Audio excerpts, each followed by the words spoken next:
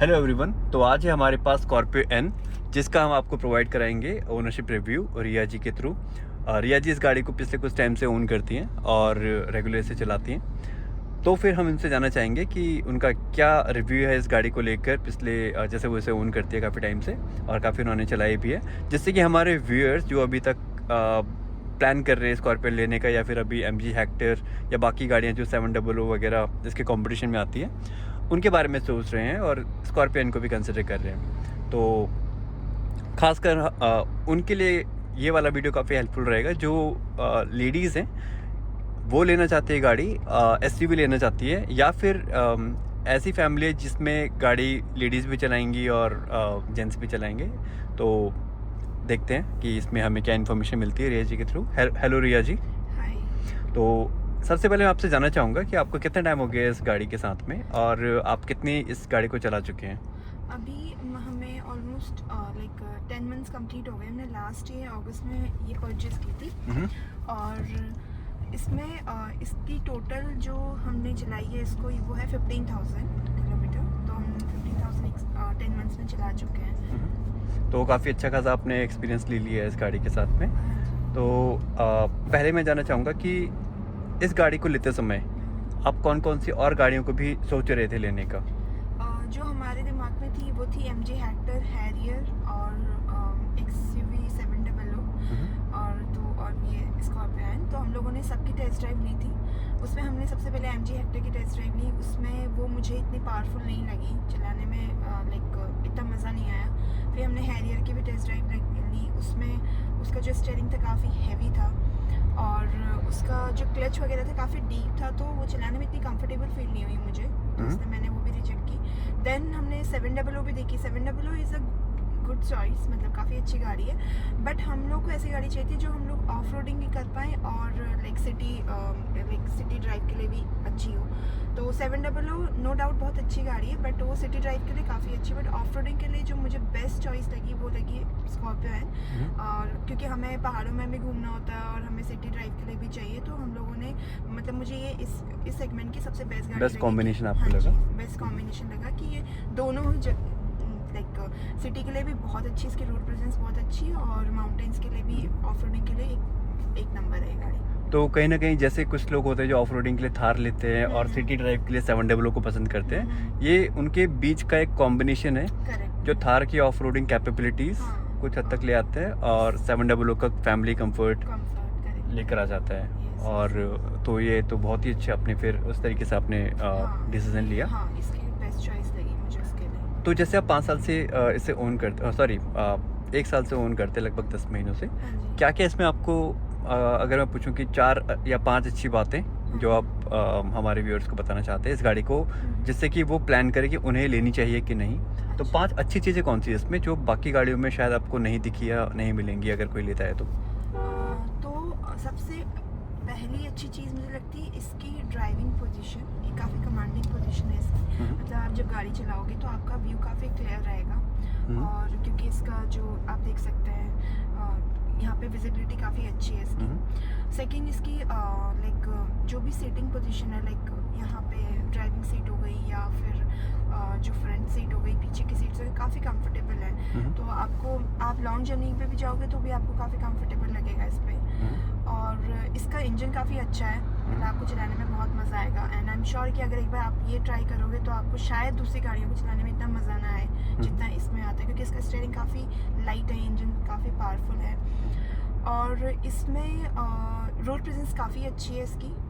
अभी हम लोग देखते हैं रोड पे जाते हुए, कभी दूसरी स्कॉर्पियो को भी देखते हैं तो भी ऐसा लगता है वह क्या रोड प्रेजेंस है उसकी। और इसके अलावा काफ़ी मतलब पीछे भी काफ़ी कंफर्टेबल है, और जिससे हम लोग लॉन्ग टूर पे जाते हैं फैमिली के साथ या फ्रेंड्स के साथ भी, तो हम लोग कंफर्टेबली बैठ जाते हैं, सारी सीट्स ऑक्यूपाइड रहती है, फिर भी काफ़ी अच्छे से हम लोग लॉन्ग ड्राइव पे चले जाते हैं, लॉन्ग जर्नी पे चले जाते हैं। तो मुझे ऑल ओवर ये बेस्ट कॉम्बिनेशन लगा हर चीज़ के लिए, लाइक सिटी ड्राइव के लिए भी और किसी ट्रिप वगैरह पे जाना है फैमिली के साथ या फ्रेंड्स के साथ, उसके लिए भी बेस्ट चॉइस लगी मुझे। तो जैसे आप ऑफ रोडिंग पसंद करते हैं या फिर आप पहाड़ों पे जाते रहते हैं अक्सर, तो कभी आपको इसमें कुछ कमी लगी कि यार इस रास्ते में आपको चलाकर थोड़ी दिक्कत आई ऑफ रोडिंग के टाइम पर, फिर आपको लगा हो कि कोई दूसरी गाड़ी ले लेते तो शायद वो दिक्कत नहीं आती, कभी नहीं, पहाड़ों पे लगा? कभी भी कोई दिक्कत नहीं लगी। इनफैक्ट हम लोग अपने गांव भी गए थे, तो वहाँ पे जैसे पहाड़ों में कच्ची रोड होती है ना, ऐसे जैसे ढलान होती है, फिर आपको ऊपर जाना होता है, नीचे जाना होता है, लाइक रोड्स ऐसे एकदम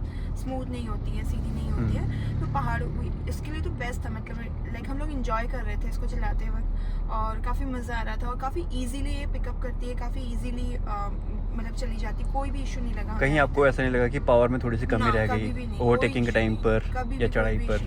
चढ़ाई पे भी नहीं, कहीं पे भी और नहीं। पूरी लोडेड गाड़ी होती है 6 लोगों से भर के सामान के साथ, तब भी आराम से साथ चलती भी है। आराम से काफ़ी अच्छे से पिकअप करती है, और कोई भी इशू नहीं लगा हमें इंजन में कि ये गाड़ी मतलब हमें कुछ और लेना चाहिए। हमें कभी दिमाग में भी नहीं आया, क्योंकि इतने कंफर्टेबली हम जिसको चला रहे होते हैं। Okay, very nice. और सिटी में तो है इसका कंफर्ट। सिटी में तो काफ़ी कंफर्टेबल है। तो इसके अलावा आपको जैसे आपने बताया कि ऑफ रोडिंग में अच्छी है, इसकी आप कमांडिंग पोजीशन है, इसका व्यूइंग जो व्यू आता है चारों तरफ का काफ़ी ओपन आता है, आपको बंद नहीं लगता। शायद हैरियर और सफारी ऐसी गाड़ियाँ जिनके बारे में बोला जाता है, या नेक्सॉन हो गई, कि काफ़ी उसमें बंद सा लगता है, विजिबिलिटी इतनी अच्छी नहीं रहती।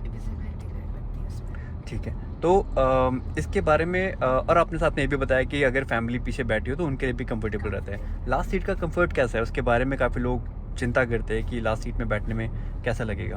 और लास्ट सीट का कंफर्ट ठीक है, मतलब ऐसा नहीं है कि नहीं बैठा जा सकता है।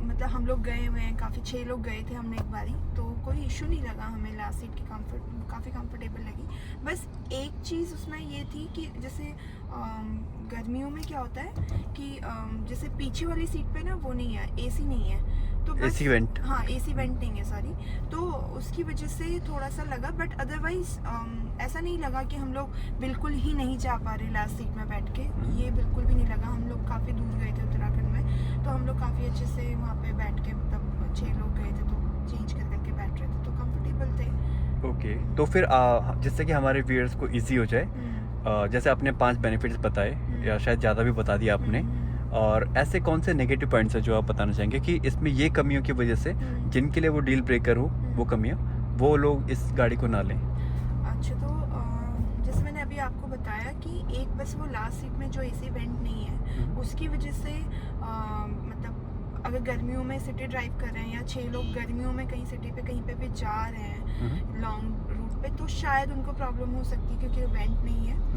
और उसके अलावा एक और चीज़ है जो कि आई थिंक मेरे लिए इतना बड़ा इशू नहीं है, कि जो डिक्की वाला एरिया हमारा, जो सीट्स हैं जैसे 700 में काफ़ी स्मूथ है, वो आपने देखा हो अगर, वहाँ पे स्प्लिट सीट 50-50 मिल जाता है। 50-50 मिल जाते हैं, यहाँ पे वो वाला नहीं है।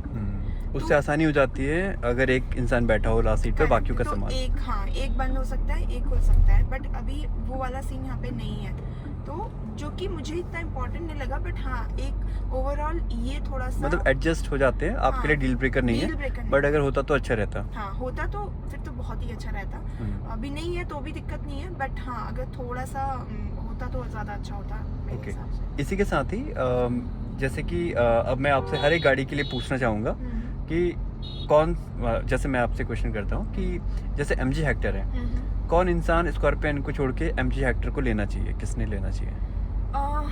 MG हेक्टर वो ले सकता है, सपोज आप मतलब आपको सिटी ड्राइव करना है और आपको प्रीमियम लुक चाहिए, आपको काफ़ी अच्छा सोफिस्टिकेटेड लुक चाहिए, दो इसमें भी बहुत और इसमें पैनोरामिक सनरूफ भी है। इसका लुक भी बहुत सोफिस्टिकेटेड है, बहुत अच्छा प्रीमियम लुक है। बट आपको सिर्फ अगर प्रीमियम लुक चाहिए और सोफिस्टिकेशन चाहिए तो आप MG हेक्टर ले सकते हो। और लेकिन उसमें जैसे आपने बताया कि उसमें ड्राइविंग एक्सपीरियंस उतना मज़ेदार नहीं रहेगा, वो पंच नहीं आएगा चलाने में गाड़ी, मज़ा नहीं आएगा। अगर आप ट्रू लवर हो ना ये क्या बोलते हैं गाड़ी चलाने के, तो फिर मुझे लगता नहीं है कि आपको MG हेक्टर जैसी गाड़ी चलाने में मज़ा आएगा। और दूसरा, अब मैं 700 कौन लोग लें MG हेक्टर, इसको स्कॉर्पियन को छोड़ के 700 की तरफ किसको जाना चाहिए? 700 वो लोग ले सकते हैं, एज आई से कि MG हेक्टर में भी मतलब प्रीमियम लुक है, और 700 में भी काफ़ी अच्छा प्रीमियम लुक है। और उसमें क्या है कि जैसे आपको ऑफ रोडिंग नहीं करनी है, सिर्फ आपको ऑफिस वगैरह ही जाना है, या फिर सिटी ड्राइव करना है, आपको अच्छा लुक चाहिए with a very good comfort, कि आपको कंफर्टेबल भी रहना है, आपकी फैमिली अच्छे से कंफर्टेबली बैठी हो और आपको चलाने में भी मज़ा आ रहा हो, तो आप 700 ले सकते हो, but not for like off roading. वो ऑफ रोडिंग के लिए नहीं बनी हुई है, सिर्फ आपके सिटी ड्राइव के लिए बनी हुई है। और एक काइंड ऑफ फैमिली पैक है वो, कि फैमिली को लेके जा सकते हो, सिटी में घूम सकते हो, एक सिटी से दूसरी सिटी जा सकते हो। ये वाला अच्छे लुक के साथ, प्रीमियम लुक के साथ ये कर सकते हो। बट MG हेक्टर में आप कम इतना चलाने में मज़ा नहीं आएगा, 700 में आपको चलाने में काफ़ी मज़ा आएगा। राइट। और कहने को तो लोग ऑल्टो से भी कर लेते हैं ऑफ रोडिंग, बट एक्चुअली क्योंकि स्कॉर्पियन रियर व्हील ड्राइव के साथ और लैडर ऑन फ्रेम की तरह की जगह के साथ में बनी ही हुई है ऑफ रोडिंग के लिए, तो शायद 700 से भी लोग चले जाते हैं पहाड़ों पर, बट उतने अच्छे से वो ऊबड़ खाबड़ रास्तों पे नहीं जा पाएंगे जितना स्कॉर्पियन के साथ जा पाएंगे।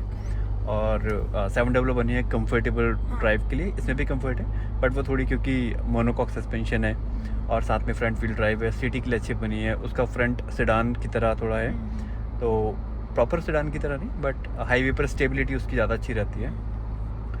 स्कॉर्पियन के बारे में कहा जाता है क्योंकि ये लैडर ऑन फ्रेम है और इस वजह से हाई स्पीड पर इसमें ज़्यादा स्टेबिलिटी नहीं रहती। तो आपका क्या कहना है हाई स्पीड स्टेबिलिटी को लेकर? कोई इशू नहीं है इसमें। मतलब आप टॉप स्पीड कहाँ तक ले जा चुके हैं इसे? इसे मैं 120, मतलब मैंने जो चलाई है 120 तक चलाई है हाईवेज पे। तो ओके। और आपको कोई और रिस्पांस जो रहता है स्टीयरिंग की तरफ से प्रॉपर बढ़िया रिस्पांस रहता है? बढ़िया रिस्पांस रहता है, आपको कोई भी इशू नहीं लगेगा, एकदम क्विक रिस्पांस और रहता है। लास्ट गाड़ी मैं हैरियर सफारी को एक क्लब करना चाहूँगा क्योंकि ऑलमोस्ट सिमिलर गाड़ियाँ हैं। तो हैरियर सफारी की तरफ कौन लोग जाएं और 700 इसको स्कॉर्पियन की तरफ जो जाना चाहते हैं, तो इसको स्कॉर्पियन को छोड़कर हैरियर सफारी किसे लेनी चाहिए? हैरियर और सफारी किसे लेनी चाहिए? तो वही है, मैं वही बोलूँगी कि जिसको प्रीमियम लुक चाहिए, लुक्स अच्छे चाहिए, गाड़ी के अंदर बैठ के आपको ऐसा बिजनेस क्लास वाला फील आ रहा हो, तो आप हैरियर सफारी में जा सकते हैं। क्योंकि मुझे हैरियर सफारी पर्सनली मुझे इतनी ज़्यादा पसंद नहीं है, तो मैंने मतलब ज़्यादा उसकी एक या दो ही टेस्ट ड्राइव ली थी और जिसमें मुझे बिल्कुल पसंद नहीं आई थी। तो जिसको और विजिबिलिटी का बहुत बड़ा इशू है उसमें। जिसको थोड़ा लुक्स चाहिए, लाइक आप बैठ के अच्छा फील कर रहे हो, उसमें कुछ फीचर्स भी मिल जाते हैं। हाँ, फीचर्स हैं आपके अच्छे। आजकल तो जैसे 360 डिग्री कैमरास और तो उन लोगों के लिए फीचर अगर बहुत ज़्यादा चाहिए, बहुत अच्छा प्रीमियम लुक चाहिए, तो हैरियर सफारी की तरफ जा सकते हैं। और ऑफ रोडिंग कैपेबिलिटीज तो उनमें भी ऐसे नहीं है? नहीं, ऑफ रोडिंग का बिल्कुल भी नहीं है। पहले जो सफारी आती थी उसकी तो बात ही अलग थी, वो भी ऑफ रोडिंग में बेस्ट थी, बट अब जो सफारी इन्होंने फ्रंट व्हील ड्राइव के साथ जो निकाली थी वो तो नाम की SUV कहेंगे उसे, सिटी के लिए अच्छी है। सिटी के लिए बहुत अच्छी है। तो ठीक है रिया जी, आपने बहुत सारे पॉइंट्स हमें बताएं और मुझे लगता है कि हमारे व्यूअर्स के लिए बहुत हेल्पफुल रहेगा ये वीडियो। इसको देखकर वो डिसाइड कर पाएंगे। और व्यूअर्स से मैं कहना चाहूँगा कि अगर आपके पास कोई ऐसा क्वेश्चन है जो आप चाहते हैं हमसे पूछना, और हम रिया जी से पूछ लेंगे कि स्कॉर्पियन के बारे में और बाकी गाड़ियों के कंपैरिजन के बारे में, क्योंकि मुझे लगता है कि उन्होंने हर SUV को ट्राई करके देख लिया लेने से पहले। और तो आप हमें बताइएगा और हम उसे रिया जी से पूछकर आपको ज़रूर जवाब देंगे। साथ में वीडियो एंड करने से पहले मैं आपसे 2 आखिरी सवाल पूछना चाहूँगा। पहला क्वेश्चन है कि इस गाड़ी को लेकर आप कौन कौन सी जगह जा चुके हैं? जैसे आपने 15,000 किलोमीटर चला ली है, तो कौन कौन सी जगह है ऐसे? हम लोग गए इसको लेके, सबसे पहले उत्तराखंड गए हुए हम लोग। उत्तराखंड में भी मेरा जो घर है वो एकदम ऊपर नेपाल बॉर्डर की तरफ पड़ता है, पिथौरागढ़ से भी आगे। तो हम लोग वहाँ गए हैं। और उसके बाद हम लोग गए हुए हैं हिमाचल गए हुए हैं। हिमाचल में हम लोग पठानकोट गए हुए हैं, डलहौजी गए हुए हैं, और हम लोग गए हुए हैं खजियार गए हुए हैं, वहाँ से डलहौजी से ऊपर। उसके बाद हम लोग गए हुए हैं उत्तराखंड में ऋषिकेश से ऊपर हम लोग गए हुए हैं कनातल, गढ़वाल साइड में गए हुए हैं। और इसके अलावा मतलब नोएडा, दिल्ली, NCR तो पूरा ही कवर किया है। तो माउंटेन्स में लाइक हिमाचल गए हुए हैं पूरा तो नहीं, मतलब खजियार तक गए हुए हैं। उत्तराखंड में एकदम नेपाल बॉर्डर तक मेरा घर है, उस साइड को वहाँ तक गए हुए हैं। और ऋषिकेश कनातल आपने जैसे बताया, मसूरी वाली बेल्ट, मसूरी वाली साइड में गए हुए, मसूरी गए हुए हैं। और मल्टीपल ट्रिप्स आपने इन जगहों की मारी? मल्टीपल ट्रिप्स की। जब से गाड़ी आई तब से हम लोग माउंटेन्स की तरफ ज़्यादा जाते हैं। ठीक है मैडम, थैंक यू।